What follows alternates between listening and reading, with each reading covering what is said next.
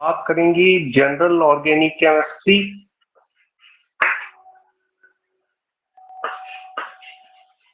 General organic chemistry में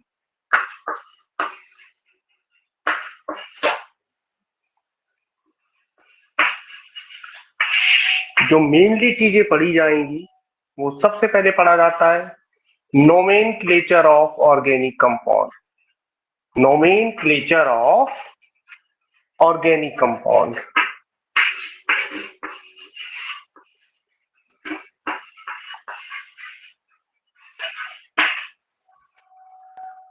दूसरा जो पढ़ा जाएगा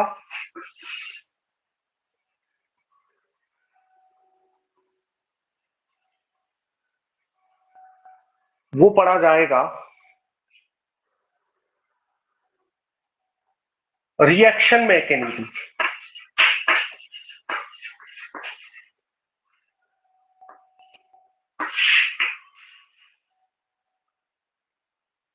अब हम सबसे पहले बात करेंगे नोमेनक्लेचर ऑफ ऑर्गेनिक कंपाउंड की। नोमेनक्लेचर ऑफ ऑर्गेनिक कंपाउंड में तीन तरह के नोमेनक्लेचर आते हैं। पहला जो सिस्टम आता है वो ट्रिवियल सिस्टम आता है।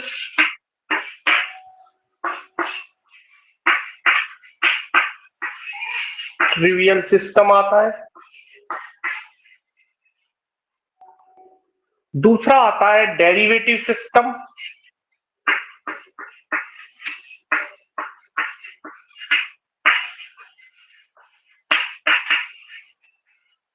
और तीसरा आता है आईयूपीएसी नोमेनक्लेचर।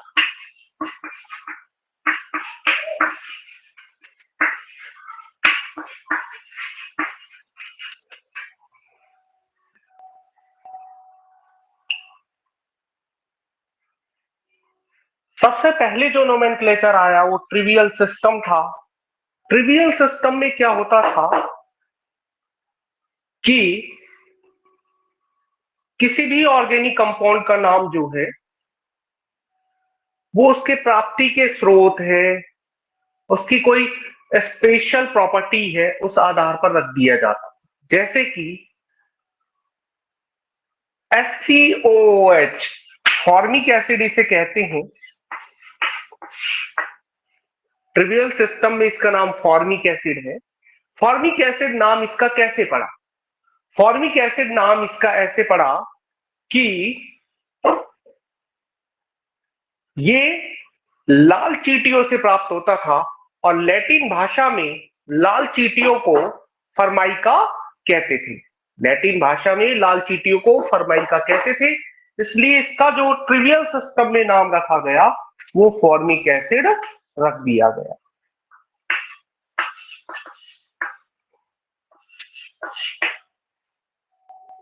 ऐसे ही और एग्जाम्पल ट्रिवियल सिस्टम के दिए जा सकते हैं, जैसे कि एसिटिक एसिड जो है CH3COOH, इसे ट्रिवियल सिस्टम या रूढ़ पद्धति, दूसरा इसका हिंदी नाम है रूढ़ पद्धति। ट्रिवियल सिस्टम या रूढ़ पद्धति में इसे एसिटिक एसिड कहते हैं और एसिटिक एसिड को लैटिन भाषा में एसिटम कहते हैं। लैटिन भाषा में एसिटम कहते हैं।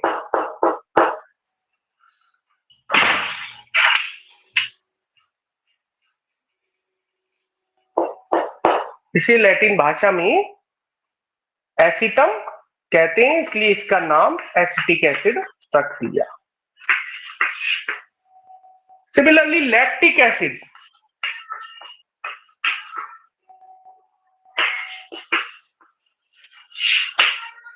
दूध में पाया जाने वाला जो एसिड है वो लैक्टिक एसिड है। कौन सा एसिड है? Lactic acid. ये दूध से प्राप्त हुआ था और दूध को लैटिन भाषा में लैक्टम कहते हैं।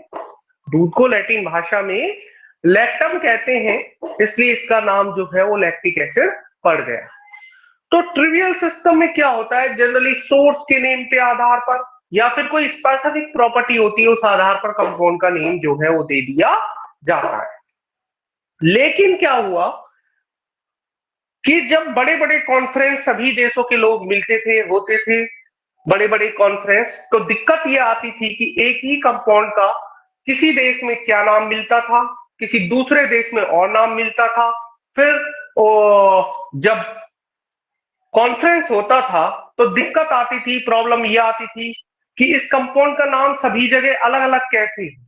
तो कंपाउंड के आइडेंटिफिकेशन में दिक्कत होती थी, प्रॉब्लम होती थी।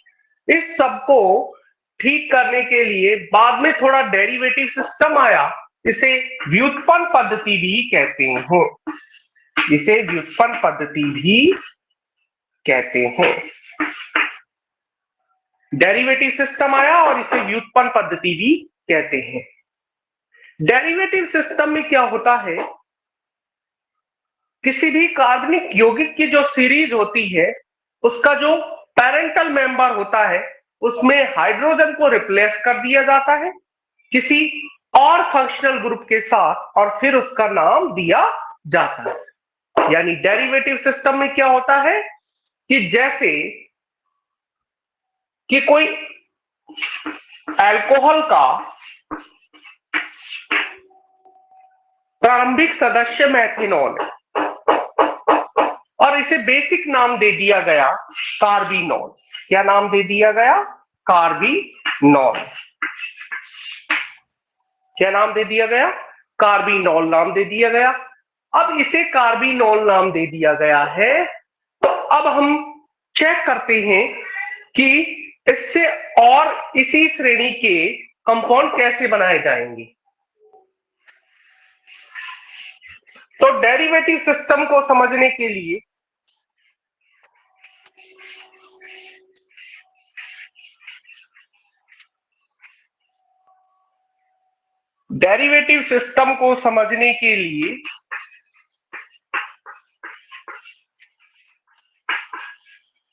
हम यहां पर अल्कोहल का ही सबसे पहले एग्जांपल लेंगे क्योंकि ये सबसे सिंपल है।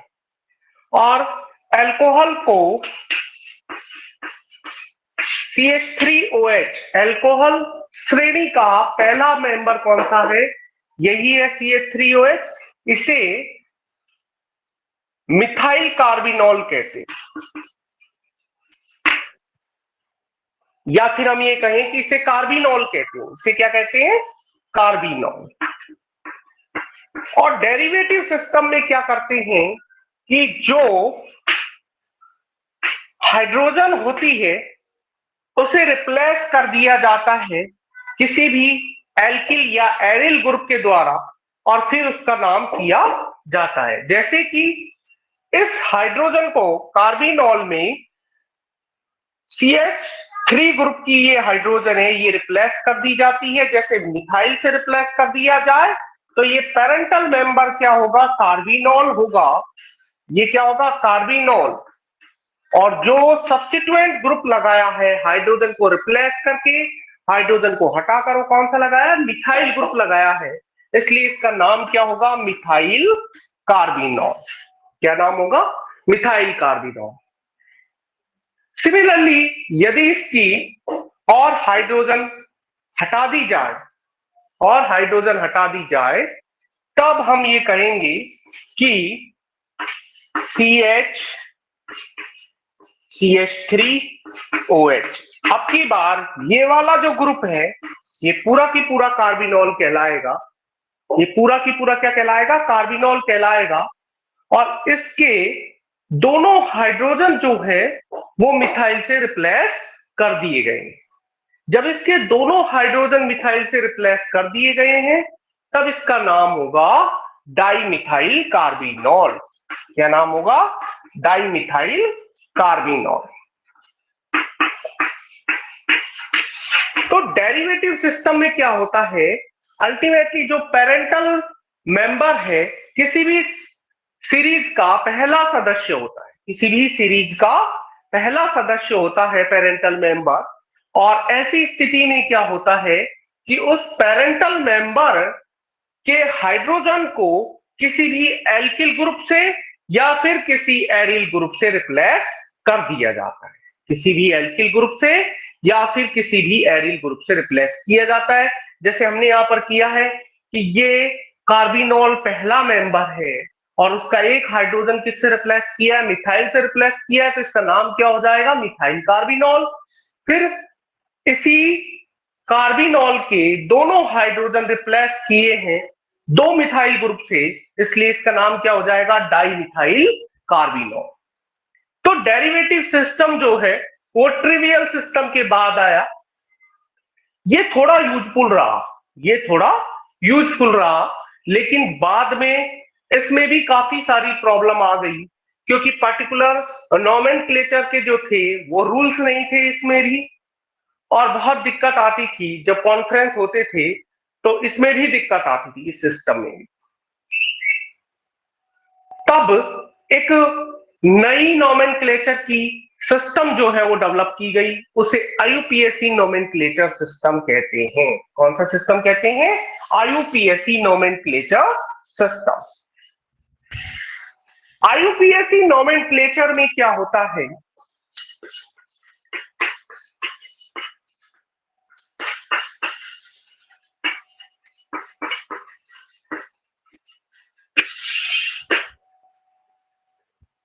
कि किसी भी ऑर्गेनिक कंपाउंड का किसी भी कंट्री में एक ही नाम होना चाहिए। कहने का मतलब है कि एक नई जो है वो नोमेनक्लेचर की सिस्टम डेवलप की गई, जैसे कि इसे कहेंगे, इसका जो पूरा फुल फॉर्म जो लिखा जा सकता है वो इस तरह से लिखा जा सकता है, international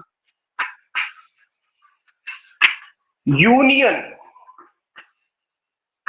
for pure and applied chemistry, pure and applied chemistry.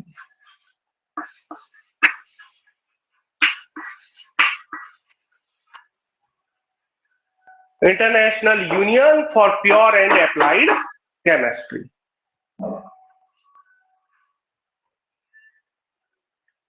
अब इसमें क्या है कि कोई भी कंपाउंड देख लीजिए, उसका नाम इंडिया में भी यही होगा, यूएस में भी वही होगा, यूके में भी वही होगा। अब चाहे कोई सी भी कॉन्फ्रेंस हो, किसी भी देश का बंदा जाएगा तो वो अपने कंपाउंड का जो नाम बताएगा वही का वही नेम जो है वो और देशों में भी देखने को मिलेगा। ऐसा क्यों हुआ, क्योंकि उन्होंने ऑर्गेनिक कंपाउंड के नोमेनक्लेचर के लिए क्या बना दिए, पूरा की पूरा जो है वो नियमावली तैयार कर दी है, एक तरह से रूल्स प्रिपेयर कर दिए हैं। अब उस रूल्स के आधार पर ही कंपाउंड का नोमेनक्लेचर किया जाएगा। आईयूपीएसी नोमेनक्लेचर को सबसे पहले समझने के लिए एक चार्ट को हमें समझना पड़ेगा। यानी आईयूपीएसी नोमेनक्लेचर जो है किसी कंपाउंड को यदि करना है तो एक चार्ट जो है मैं बना रहा हूं, उसके आधार पर ही हम समझ सकते हैं। सबसे पहले हम आईयूपीएसी नोमेनक्लेचर में नोमेनक्लेचर करेंगे, nomenclature of hydrocarbon, nomenclature of hydrocarbon.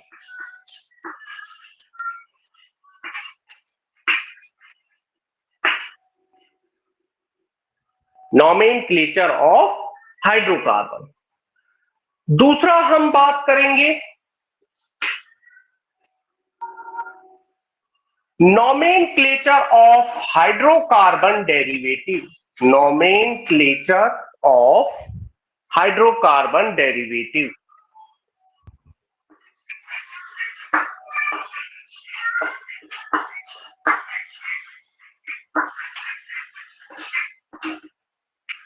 Hydrocarbon derivative. और फिर हम बात करेंगे nomenclature of cyclic compound, nomenclature of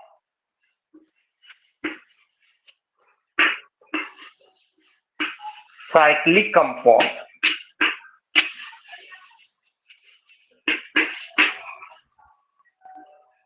nomenclature of hydrocarbon, nomenclature of hydrocarbon derivative, nomenclature of cyclic compound।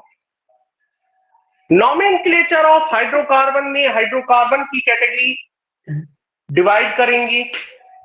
Hydrocarbon की कितनी कैटेगरी होती है, दो कैटेगरी, सैचुरेटेड हाइड्रोकार्बन और अनसैचुरेटेड हाइड्रोकार्बन। कार्बन। ये है सैचुरेटेड हाइड्रोकार्बन।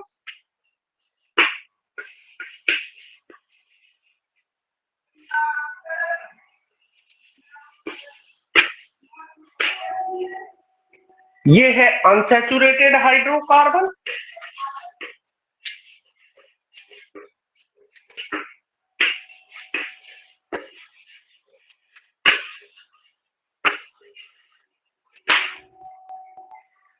हाइड्रोकार्बन डेरिवेटिव में यदि हम बात करें तो इसमें भी दो कैटेगरी आती है। सबसे पहले इसे समझ लेते हैं, नोमेनक्लेचर ऑफ हाइड्रोकार्बन कितनी कैटेगरी है? दो कैटेगरी है। पहली कैटेगरी है सैचुरेटेड हाइड्रोकार्बन। सैचुरेटेड हाइड्रोकार्बन का मतलब है कि इस तरह के हाइड्रोकार्बन का नोमेनक्लेचर होगा जिनमें केवल और केवल क्या होंगे? सिंगल बॉन्ड होंगे। क्या होंगे? सिंगल बॉन्ड होंगे। और इस तरह के कंपाउंड में जो सबसे अच्छे एग्जांपल आते हैं वो क्या आते हैं? एल्कीन। अनसैचुरेटेड हाइड्रोकार्बन में क्या होगा कि या तो डबल बॉन्ड होगा कंपाउंड में, या फिर क्या होगा? ट्रिपल बॉन्ड होगा। या क्या होगा? डबल बॉन्ड होगा कंपाउंड में, या फिर क्या होगा? ट्रिपल बॉन्ड होगा। तो डबल बॉन्ड हो या फिर क्या होगा? ट्रिपल बॉन्ड हो। तो यदि डबल बॉन्ड है तो नोमेनक्लेचर किसका कहा जाएगा? नोमेनक्लेचर ऑफ एल्कीन और नोमेनक्लेचर ऑफ एल्काइन।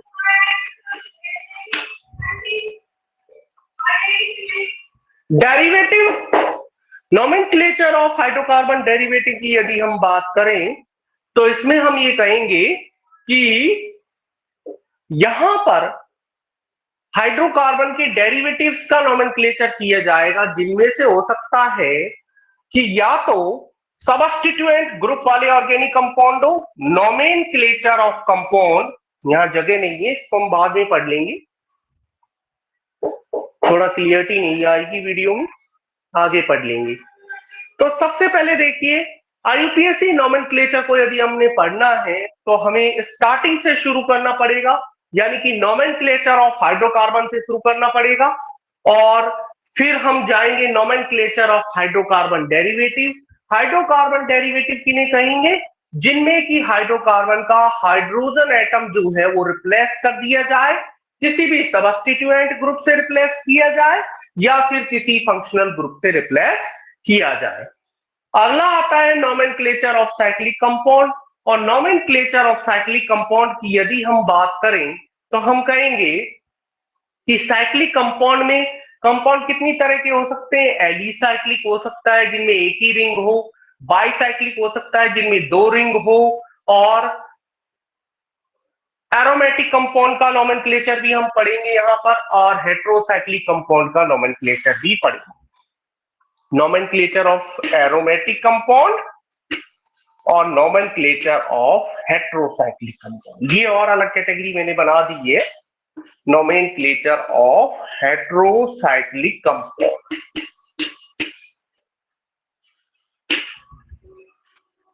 तो इस तरह से पूरे नोमेनक्लेचर के मेन जो पार्ट है वो तीन पार्ट है। इसके अलावा इसी में हमने दो और पार्ट बनाए हैं, एरोमेटिक कंपाउंड का नोमेनक्लेचर है और हेट्रोसाइक्लिक कंपाउंड का nomenclature.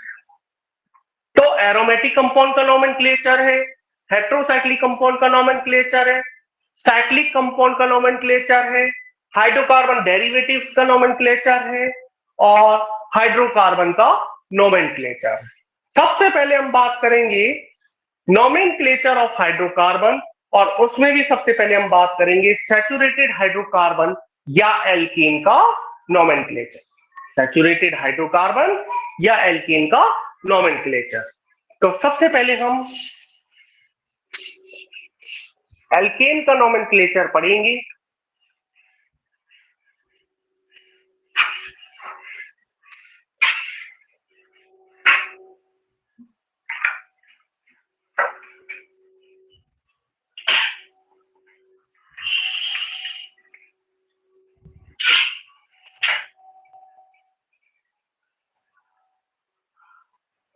IUPAC nomenclature of saturated hydrocarbon. IUPAC nomenclature of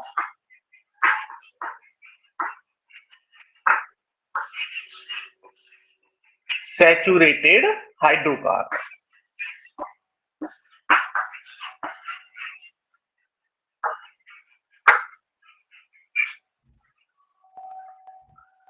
saturated hydrocarbon यानी कहने का मतलब हुआ nomenclature of alkene. Nomenclature of alkene, यदि हमें एल्केन का नोमेनक्लेचर करना है तो सबसे पहले मैं बहुत सिंपल फॉर्मूला बताऊंगा जिससे आप किसी भी प्रकार की एल्केन का नोमेनक्लेचर कर सकते हैं। उस फॉर्मूले में क्या आता है, सबसे पहले सब्स्टिट्यूएंट ग्रुप जो होते हैं, प्रतिस्थापी समूह भी इन्हें कहा जाता है, हिंदी में इन्हें प्रतिस्थापी समूह भी कहा जाता है। Substituent group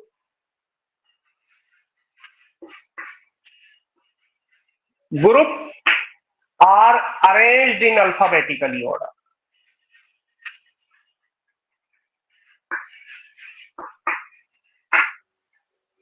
Alphabetical order.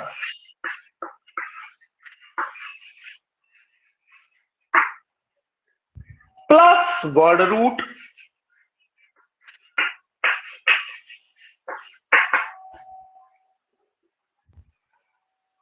plus primary suffix.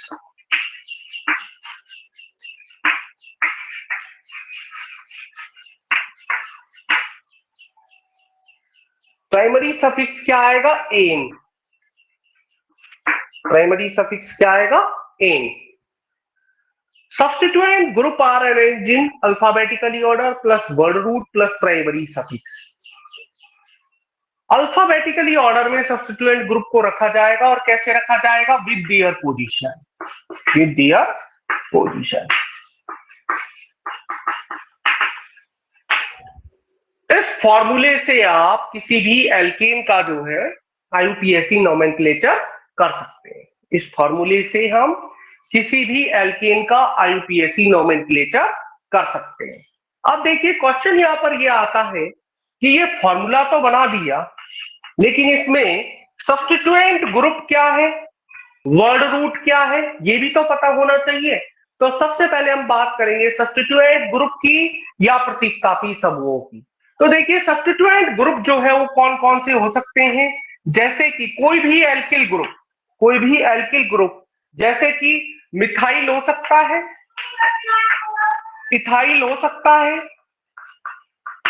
Propyl हो सकता है, कोई भी एल्किल ग्रुप हो सकता है, chloro, bromo, iodo, nitro, methoxy और इथॉक्सी। ये कौन सा ग्रुप है, मिथॉक्सी। ये सारे के सारे क्या कहलाते हैं, सब्स्टिट्यूएंट ग्रुप कहलाते हैं। तो इनमें से कोई सा भी हो सकता है, यानी कि कोई भी एल्किल ग्रुप है, chloro, bromo, iodo, nitro, methoxy, ethoxy, ये सारे के सारे क्या कहलाएंगे, सब्स्टिट्यूएंट ग्रुप कहलाएंगे। वर्ड रूट कौन कौन से हो सकते हैं, अब ये समझिए, ये तो समझ में आ गया कि वर्ड रूट से पहले ये विद देयर पोजीशन लगे हुए होंगे, इनमें से कोई भी हो सकता है किसी भी ऑर्गेनिक कंपाउंड में। अब वर्ड रूट कौन कौन से होंगे, वर्ड रूट को समझने के लिए हम ये कहेंगे कि वर्ड रूट के लिए हम इस तरह से समझ सकते हैं कि 1 कार्बन के लिए वर्ड रूट लगाया जाएगा मैथ, 2 कार्बन के लिए वर्ड रूट लगाया जाएगा एच, 3 कार्बन के लिए वर्ड रूट लगाया जाएगा फ्रॉप, 4 कार्बन के लिए वर्ड रूट लगाया जाएगा ब्यूट, 5 कार्बन के लिए वर्ड रूट लगाया जाएगा पेंट,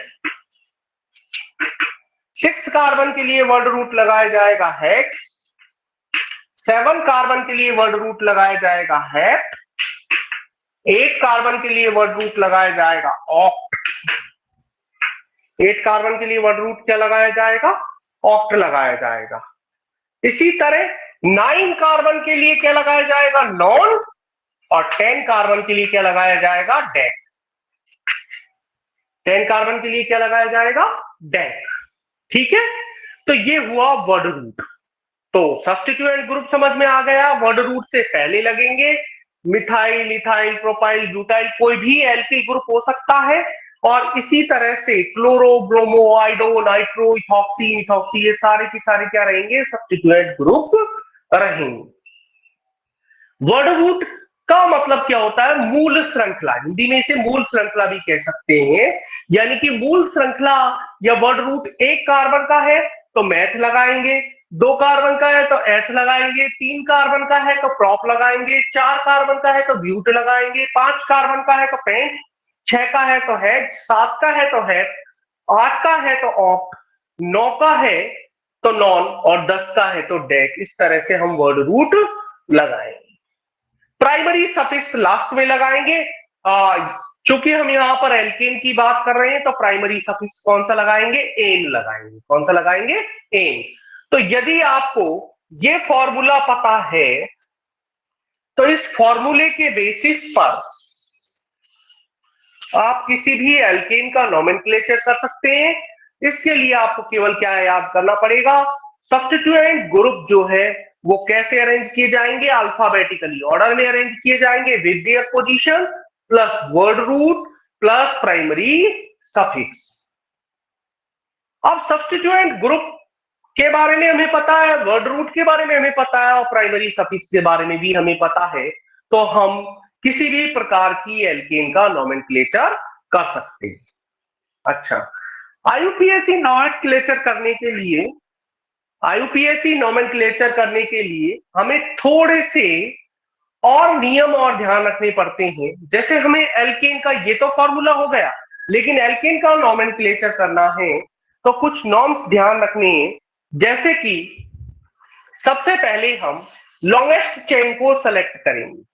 लॉन्गेस्ट चेन को सेलेक्ट करने का मतलब यहां पर है लंबी से लंबी कार्बन चेन का सिलेक्शन करेंगे और कार्बन चेन का सिलेक्शन करने के बाद हम क्या करेंगे, नंबरिंग करेंगे। हम क्या करेंगे, नंबरिंग करेंगे। ऑल ऑफ फर्स्ट रूल्स में हम क्या करेंगे, फॉर्मूला हो गया है, फॉर्मूले के बाद क्या आते हैं, रूल्स आते हैं। रूल्स में क्या करेंगे, all of first we will select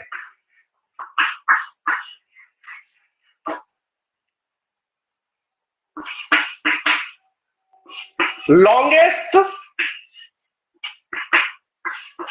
chain of hydrocarbon।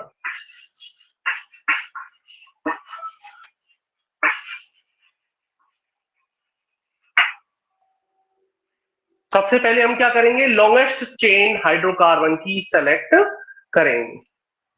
Longest chain को सेलेक्ट करने के लिए आपको काउंटिंग करनी है और कुछ भी नहीं, बस लॉन्गेस्ट चेन को हम सेलेक्ट करेंगे और लॉन्गेस्ट चेन सिलेक्शन हो जाने के बाद हम क्या करेंगे, नंबरिंग करेंगे। हम क्या करेंगे, नंबरिंग करेंगे। जैसे माना,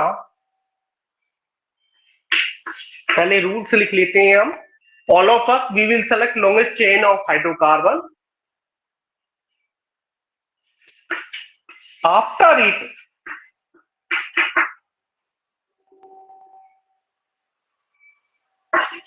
we will give numbering in chain।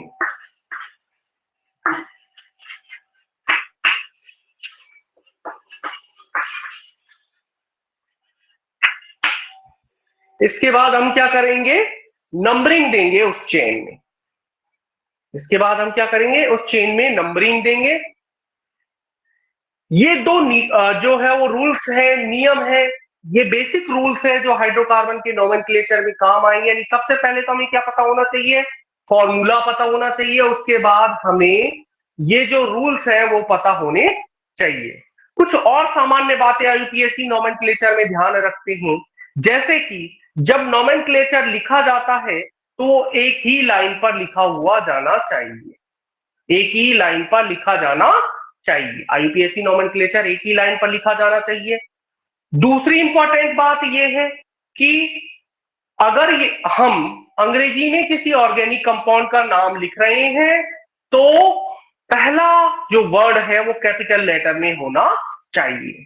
तीसरी इंपॉर्टेंट चीज है कि जब हम पोजीशन रिप्रेजेंट करते हैं आईयूपीएससी नोमेनक्लेचर में, जैसे कोई मिथाइल ग्रुप दूसरी पोजीशन पर है, इथाइल ग्रुप तीसरी पोजीशन पर है, तो ऐसे लिखते हैं 2 मिथाइल 3 इथाइल, तब हम क्या करेंगे, मैथ का जो अंक है, जैसे 2 है या 3 है, और इंग्लिश का जो वर्ड है जैसे मिथाइल है, इथाइल है, इनके बीच में डैश लगाएंगे। इस डैश को हाइफन बी कहते हैं, इस डैश को हाइफन बी कहते हैं। डैश लगाएंगे और इसे हम हाइफन बी कहते हैं। कई बार क्या होता है, ऐसे सब्स्टिट्यूएंट ग्रुप भी आ जाते हैं, जैसे कि एक दूसरे नंबर की कार्बन पर दो मिथाइल ग्रुप प्रेजेंट है। क्या प्रेजेंट है? दो मिथाइल ग्रुप प्रेजेंट है। जैसे कोई ये कंपाउंड दिया, इस तरह का कोई कंपाउंड है और इसमें दूसरे नंबर की कार्बन पर दो मिथाइल ग्रुप प्रेजेंट है। अब ऐसी स्थिति में नंबरिंग जब करोगे तो दोनों मिथाइल की पोजीशन दिखाने के लिए 2,2 डाई मिथाइल लिखना पड़ेगा। क्या लिखना पड़ेगा? 2,2 डाई मिथाइल लिखना पड़ेगा। तो 2,2 डाई मिथाइल यदि लिखना पड़ेगा तो उन दोनों मैथ के वर्ड के बीच में आपको कॉमा लगाना है। क्या लगाना है? कॉमा। यानी फॉर्मूला क्लियर है, नॉर्म्स भी क्लियर हो गए, और कुछ बेसिक जो है कि एक ही लाइन में लिखा जाना चाहिए। इंग्लिश में लिख रहे हैं तो कैपिटल लेटर में लिखा जाना चाहिए। पहली इंपॉर्टेंट चीज, पहला वर्ड किस में लिखा जाना चाहिए? कैपिटल लेटर में लिखा जाना चाहिए। बाकी वर्ड जो है वो स्मॉल लेटर में लिखे जाने चाहिए। तीसरी जो इंपॉर्टेंट चीज है वो ये है कि जब हम नोमेनक्लेचर को लिख रहे हैं तो इंग्लिश और मैथ के यदि वर्ड आते हैं तब ऐसी स्थिति में मैथ और इंग्लिश के बीच में क्या लगाएंगे? हाइफन लगाएंगे। और मैथ के वर्डों की संख्या यदि एक से ज्यादा है, जैसे 2,2 डाई मिथाइल, 3,3 डाई इथाइल, इस तरह से है, तो 2,2 के बीच में क्या लगाया है हमने? कॉमा लगाया है। सेम 3,3 के बीच में भी हम क्या लगाएंगे? कॉमा लगाएंगे। तो इन चीजों को हम ध्यान रखेंगे बेसिक नोमेनक्लेचर में। अब हम एल्केन का नोमेनक्लेचर जो है उसके लिए वैरायटी ऑफ एग्जांपल देख लेते हैं। जैसे कि सबसे पहले हम क्या करेंगे, कुछ एग्जांपल देखते हैं। नॉर्म्स तो हमको समझ में आ गए, अब एग्जांपल देखना भी जरूरी है। अब एग्जांपल देखने के लिए आप क्या करोगे, सबसे सिंपल से चलते हैं। जैसे कि ये क्या है? CH4। CH4 की अगर हम बात करें तो वर्ड रूट कितने कार्बन का है? एक कार्बन का है, तो इसे क्या कहेंगे हम? मैथ। और प्राइमरी सफिक्स क्या लगाएंगे एल्केन के लिए? एन। तो क्या नाम हो गया? मीथेन। क्या नाम हो गया? मीथेन। दूसरा एग्जांपल देखते हैं। हाँ ठीक है। दूसरा एग्जांपल देखते हैं हम, CH3 सिंपल एग्जांपल है जिनमें कोई सब्स्टिट्यूएंट ग्रुप नहीं, केवल और केवल क्या है? वर्ड रूट है और प्राइमरी सफिक्स है। यानी मूल श्रृंखला कितने कार्बन की है वो लिखना है और प्राइमरी सफिक्स जो है वो रिप्रेजेंट करना है। अब हम बात करते हैं कि यदि एथेन लिखा हुआ है तो हम क्या करेंगे? दो कार्बन है, नंबरिंग करेंगे, किधर से भी कर दीजिए। दो कार्बन के वर्ड रूट को हम क्या कहेंगे? एथ, और इस तरह से एथ। अब हम चलते हैं थोड़ी वैरायटी पर, जिसमें हमने एक चेन बनाई है 4 कार्बन की, और उस पे दूसरे कार्बन पर क्या लगाया है? मिथाइल ग्रुप लगा दिया। तो सबसे पहले हमें लंबी से लंबी कार्बन चेन सेलेक्ट करनी होगी। तो इसमें लंबी से लंबी कार्बन चेन ये वाली होगी। लंबी से लंबी कार्बन चेन सेलेक्ट करने के बाद आपको क्या करना पड़ेगा कि नंबरिंग करनी पड़ेगी। दूसरा नॉर्म्स क्या है? नंबरिंग करेंगे। अब नंबरिंग देखिए, इस चेन में इधर से भी कर सकते हैं और इधर से भी कर सकते हैं। बाय डिफॉल्ट नंबरिंग हम इधर से करेंगे, क्योंकि नंबरिंग करते समय एक और नियम ध्यान रखना चाहिए कि नंबरिंग हमेशा वहां से की जानी चाहिए जहां से सब्स्टिट्यूएंट ग्रुप को लीएस्ट नंबर मिलता हो। सब्स्टिट्यूएंट ग्रुप को लीएस्ट नंबर मिलता हो। तो नंबरिंग हम यहां से करेंगे 1 2 3 4। तो दूसरी पोजीशन पर क्या है? Methyl group. तो सब्स्टिट्यूएंट ग्रुप कौन सा हुआ? मिथाइल। 2 मिथाइल, वर्ड रूट कितने कार्बन का है? 4 कार्बन का। तो क्या लिखेंगे? ब्यूट, और प्राइमरी सफिक्स क्या हो गया? ब्यूटेन।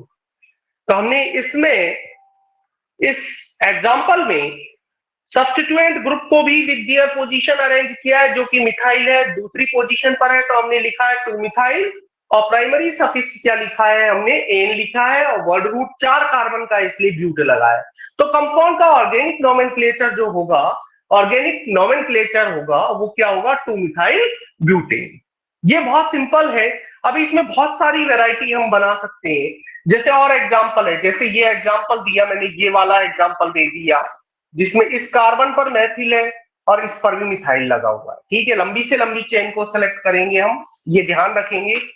इस तरह से भी कार्बन चेन बनाई जा सकती है, इस तरह से भी, ये भी एक प्रकार की कार्बन चेन ही है। ये कार्बन, ये कार्बन, ये carbon, carbon, carbon, carbon, carbon.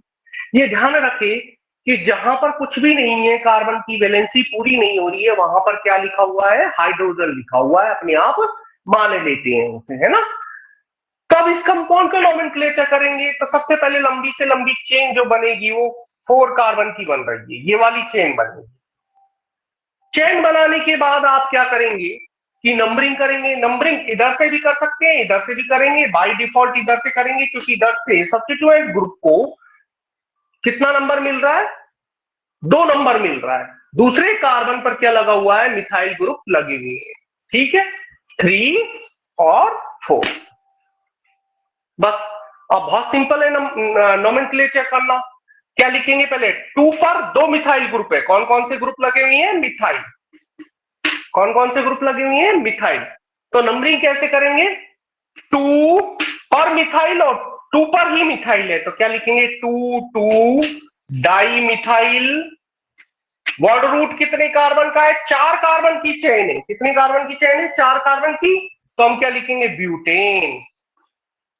क्या लिखेंगे, ब्यूटेन।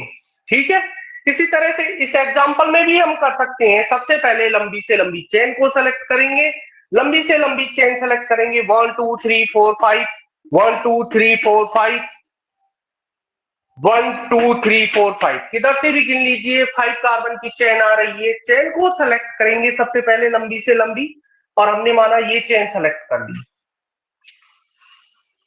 ये चेन हमने सेलेक्ट कर ली। ये चेन सेलेक्ट करने के बाद हम नंबरिंग करेंगे। तो नंबरिंग इधर से भी कर सकते हैं, इधर से भी कर सकते हैं। बाय डिफॉल्ट इस कंपाउंड में किधर से भी नंबरिंग कर लो, क्योंकि जो सब्स्टिट्यूएंट ग्रुप है वो इधर से भी नंबरिंग करेंगे तो तीसरे नंबर पर आ रहा है, और इधर से भी नंबरिंग करेंगे तो तीसरे नंबर पर आ रहा है। यानी कहने का मतलब है सब्स्टिट्यूएंट ग्रुप को लीस्ट नंबर दिया जाना चाहिए, कम से कम नंबर दिया जाना चाहिए नंबरिंग करते इस समय। बाकी एग्जाम्पल हम कल देखेंगे, आज के लिए इतना ही काफी है। ठीक है, थैंक यू।